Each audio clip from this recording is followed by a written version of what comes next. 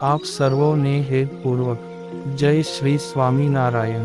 આજની સત્સંગ કથા વાર્તા નિજ મંદિર સાવરકુંડલા।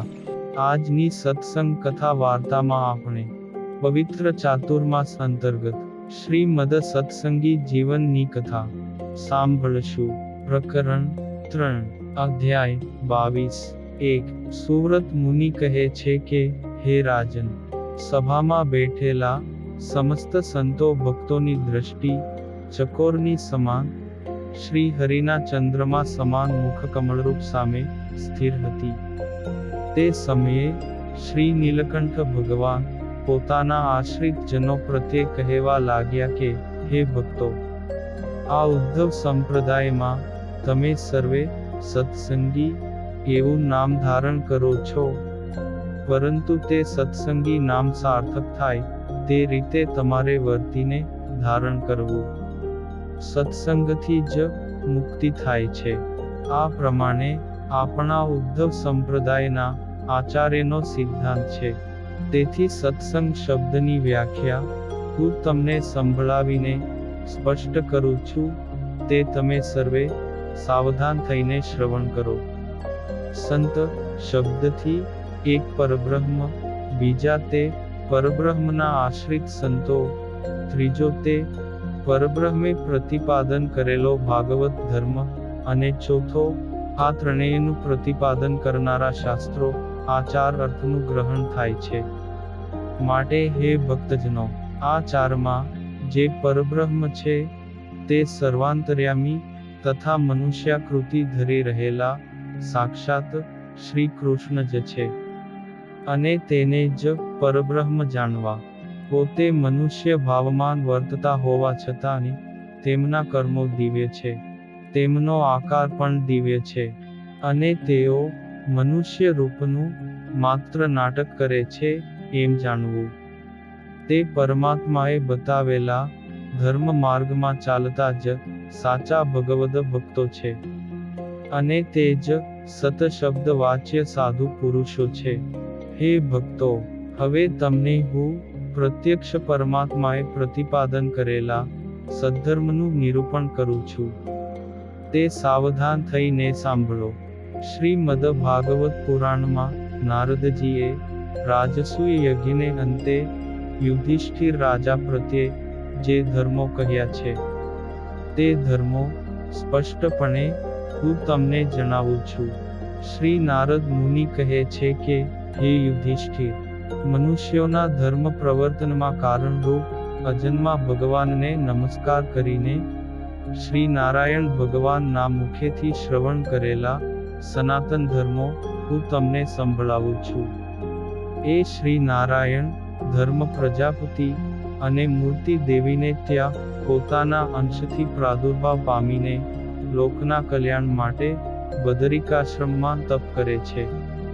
અને ધર્મની ઉત્પત્તિનું ભગવાન શ્રી નારાયણ મૂળ કારણ છે, કારણ કે ભગવાન શ્રી નારાયણ છે તે જ સર્વ વેદોનું મૂળ છે, અને તે વેદોમાં કહેલા સર્વે ધર્મો નારાયણ મૂલક છે। તે વેદોના અર્થને જાણનારા યાજ્ઞવલ્ક્ય કે પરાશર આદિક મુનિઓએ જે સ્મૃતિઓ રચી, તે સ્મૃતિઓ ધર્મનું મૂળ છે। જે ધર્મોનું મનુષ્ય પોતાના અધિકારને અનુસારે આચરણ કરે, તેનો જીવાત્મા શુદ્ધ થાય છે। તે અર્થાત શુદ્ધ થઈ બ્રહ્મ ભાવને પામીને પરબ્રહ્મ પરમાત્મા ભગવાન શ્રી હરિના ચરણની સેવાનો અધિકારી થાય છે। આ ધર્મ પાલનનો મહિમા છે। તે ધર્મો સત્ય, દયા, તપ, શૌચ, તિતિક્ષા, ઈક્ષા, શમ, દમ, અહિંસા, બ્રહ્મચર્ય, ત્યાગ, સ્વાધ્યાય, આર્જવ, સંતોષ, શત્રુ અને મિત્રમાં સમાન દ્રષ્ટિ, મોટા પુરુષોની સેવા, ધીરે ધીરે ગ્રામ્ય પંચ વિષયોમાંથી નિવૃત્ત થવું, ધર્મથી વિપરીત વર્તન કરવાથી મનુષ્યને થતા દુઃખોનું દર્શન કરવું। મૂળ તો આત્મા છે, તે આ નાશવંત શરીરથી જુદો છે, એવું સતત ચિંતવન કરવું। પોતાના જીવન જરૂરિયાતથી વધારાના અન્નાદિક પદાર્થોનો ભૂત પ્રાણી માત્રમાં યથાયોગ્ય વિભાગ કરીને વહેંચી દેવું.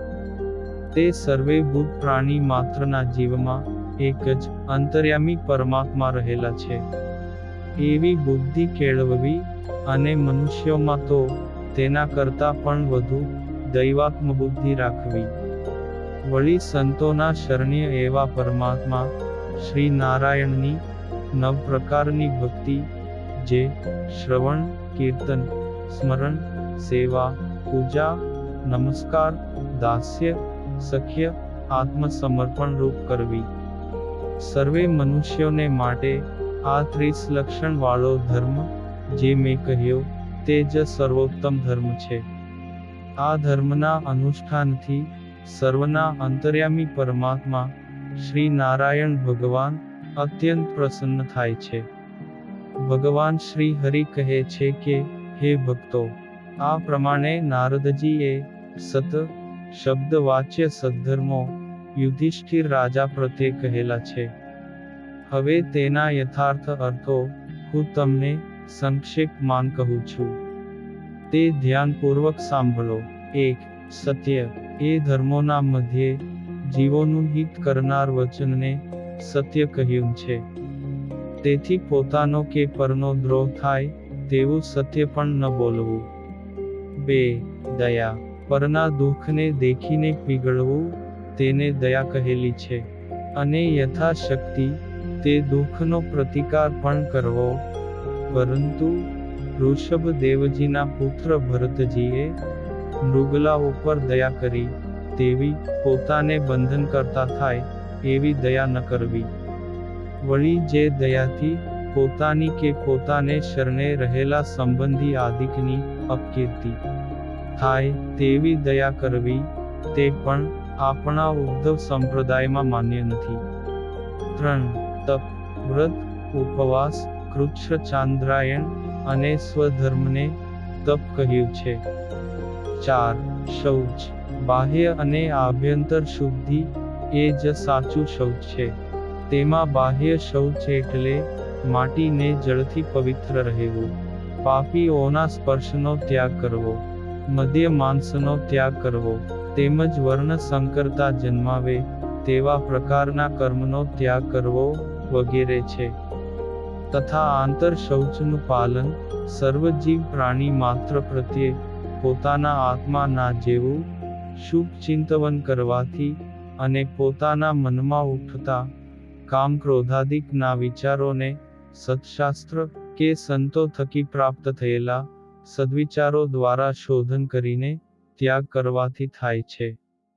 5. તિતિક્ષા. દેશકાળને લીધે જે દુઃખ પ્રાપ્ત થાય તેમજ પ્રારબ્ધ કર્મથી જે દુઃખ પ્રાપ્ત થાય તેને ધીરજતાથી જે સહન કરવું તેને તિતિક્ષા કહેલી છે. 6. ઈક્ષા. પોતપોતાના વર્ણાશ્રમના અનુરોધ પ્રમાણે યોગ્યાયોગ્ય કર્તવ્યાકર્તવ્યનો વિવેક ધારણ કરવો તેને ઈક્ષા કહેલ છે. 7. શમ. આંતર ઇન્દ્રિયોનો જે નિગ્રહ તેને શમ કહેવાય છે. 8. દમ. બાહ્ય ઇન્દ્રિયોનો શાસ્ત્ર વિરુદ્ધ આચરણમાંથી નિગ્રહ કરવો ને સંયમ રાખવો તેને દમ કહેવાય છે. 9. અહિંસા. માથાના વાળમાં પડતી લીખથી માંડીને મનુષ્ય પર્યંત પ્રાણી માત્રનો જાણી જોઈને મન, કર્મ, વચને કરીને કોઈ પણ રીતે દ્રોહ ન કરવો તેને અહિંસા કહેલી છે. તથા સ્વર્ગાદિક સુખની પ્રાપ્તિને માટે તીર્થાદિકને વિશે આત્મઘાત ન કરવો તે પણ અહિંસા છે. તેમજ ક્રોધ, શોક, લાજ, ભય આદિકના દુઃખને લીધે આત્મઘાત ન કરવો તેને પણ અહિંસા જ કહેલી છે. 10. બ્રહ્મચર્ય. અષ્ટ પ્રકારે સ્ત્રીનો ત્યાગ કરવો તે બ્રહ્મચારી, સંન્યાસી વગેરેનું બ્રહ્મચર્ય છે.